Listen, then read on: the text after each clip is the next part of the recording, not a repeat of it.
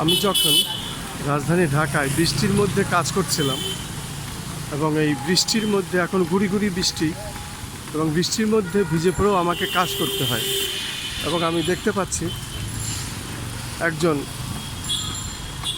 প্রতিবন্ধী মহিলাকে আর একজন পুরুষ সে তার হাতে চালিত যে গাড়ি সেটা ঠেলে সে যাচ্ছে, যেহেতু তার জীবন জীবিকা নির্ভর করে এভাবে। গুড়ি গুড়ি বৃষ্টি হচ্ছে রাজধানী ঢাকায়।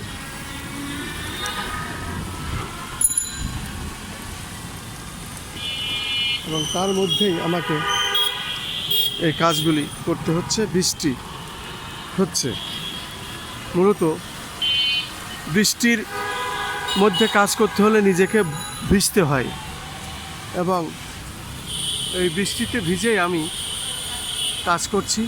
এখন আমি জাতীয় 3 নেতার মাজারের সামনে, এই জাতীয় 3 নেতার মাজারের সামনে থেকেই আমি খন্দকার মাসুদুজ্জামান ধারাবাহিকভাবে যে কাজগুলি আমি সাধারণত করে থাকি আমাদের চ্যানেলগুলির পক্ষ থেকে, সেটাই আমি করে যাচ্ছি এবং দেখিয়ে যাচ্ছি।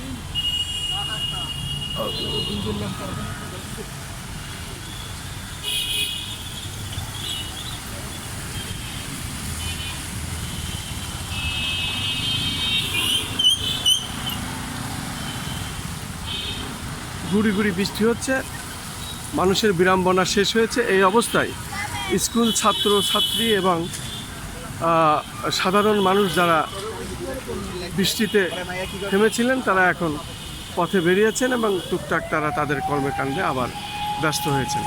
সেটাই আমি দেখানোর চেষ্টা করছি।